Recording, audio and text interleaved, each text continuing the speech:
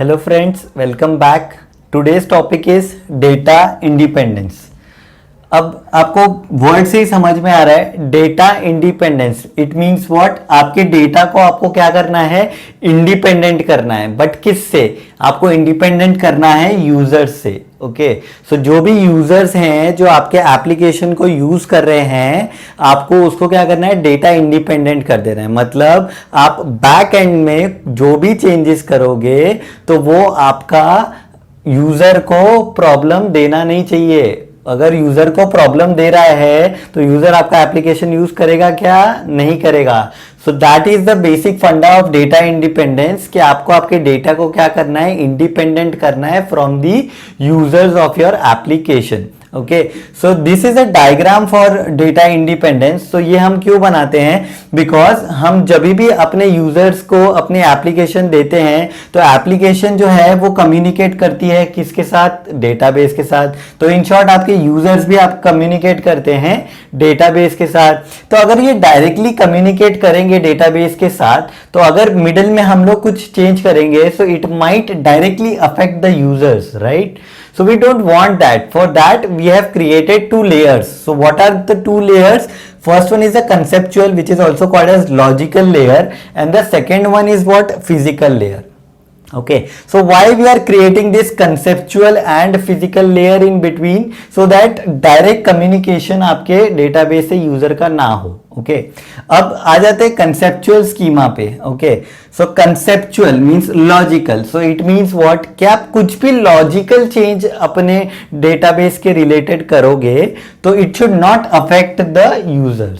The simple criteria is it should not affect the users. Okay, so क्या क्या changes आप perform कर सकते हो? जैसे आपके डेटाबेस में जो टेबल्स होते हैं उसके अंदर आप क्या कर सकते हो, आपके डेटा को रिमूव कर सकते हो, डिलीट कर सकते हो, फिर क्या कर सकते हो, मर्ज कर सकते हो अपने रिकॉर्ड्स को, राइट? सो आप जो भी चेंजेस करोगे अपने डेटाबेस में, but it should not affect the user.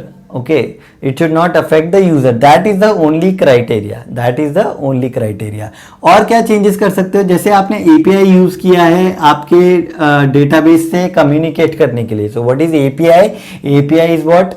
Application programming interface. तो हम गेट और पोस्ट मेथड्स यूज करते हैं जिससे हम क्या करते हैं, डेटाबेस को एक रिक्वेस्ट मारते हैं, HTTP रिक्वेस्ट, करेक्ट? तो वो HTTP रिक्वेस्ट जाके आपका डेटा इंसर्ट करती है या अपडेट करती है या फिर रिमूव करती है, whatever transaction you have given to that API, right? So उसके अंदर अगर आप कोई चेंज करते हो, जैसे आप पैरामीटर ऐड करते हो या फिर पैरामीटर को डिलीट करते हो, तो वो सारी चेंजेस जो हैं वो चेंजेस आप बैकएंड पे कर सकते हो कंसेप्चुअल स्कीमा पर, but it should not affect the user. That is the only criteria. Okay, अब आ जाते हैं फिजिकल स्कीमा पे. तो physical schema means what, actual में आपका जो डेटा स्टोर होता है वो कहाँ होता है? फिजिकल स्कीमा में. एक्चुअली आपका डेटा जाकर फिजिकल स्कीमा में स्टोर होता है. तो फिजिकल स्कीमा में चेंजेस करने से it should not affect the conceptual schema, and the conceptual schema के चेंजेस से it should not affect the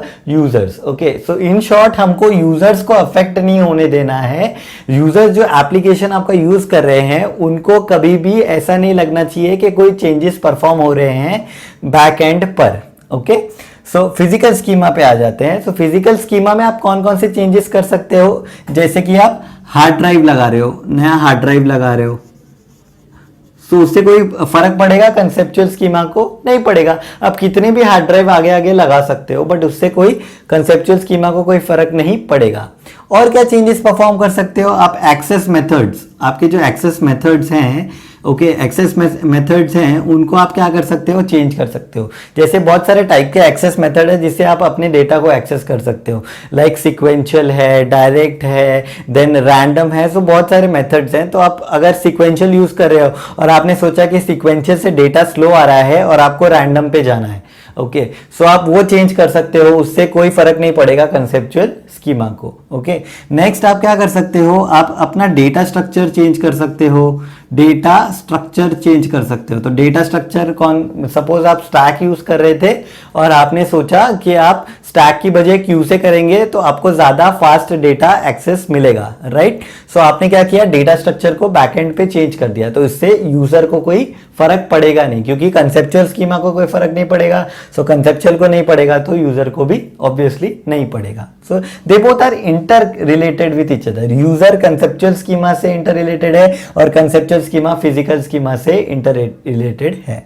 okay और क्या चेंज कर सकते हो आप, आपने अगर सपोज लोकेशन चेंज किया अपने डेटाबेस का, ओके जहां पे आपका डेटाबेस पड़ा है, तो आपका डेटाबेस सपोज सी ड्राइव पर पड़ा है और आप सोच रहे हो कि उसको डी ड्राइव पे करना। ओके सो आपने पाथ चेंज कर दिया अपने एपीआई में और आपने बोला अभी डी साइड से डी ड्राइव में जा, सी से ड्रीम में जा। ओके सो उससे यूजर को कोई फर्क पड़ेगा क्या, नहीं पड़ेगा। आपने क्या किया, सिर्फ लोकेशन को चेंज कर दिया, सी ड्राइव से डी ड्राइव कर दिया, बट इससे इनको कोई फर्क पड़ेगा नहीं।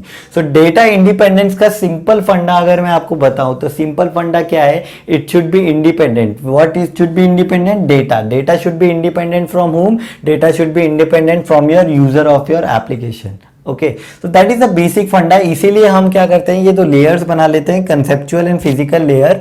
ओके तो जो भी चेंजेस हम कंसेप्चुअल और फिजिकल लेयर्स पे करेंगे वो आपके पीछे साइड होगी। सो इससे आपके यूजर्स या आपके एप्लीकेशन जो ऑलरेडी लाइव है, अगर उसमें कुछ चेंजेस करने से फट रहा है आपका एप्लीकेशन, तो that is a problem, right. So आपको ब्रेक नहीं करना है आपके एप्लीकेशन को। ओके सो ब्रेक किए बिना आप चेंजेस करो, ओके कोई प्रॉब्लम नहीं है। बट अगर ब्रेक हो रहा है तो ऑब्वियसली आपको वो चेंज को रोल बैक करना पड़ेगा। सो आइदर आप कंसेप्चुअल पे करो या फिजिकल पे करो, कोई प्रॉब्लम नहीं है, until and unless it is not breaking your application. So that this is what data independence. Okay, so if you like the video, give it a thumbs up.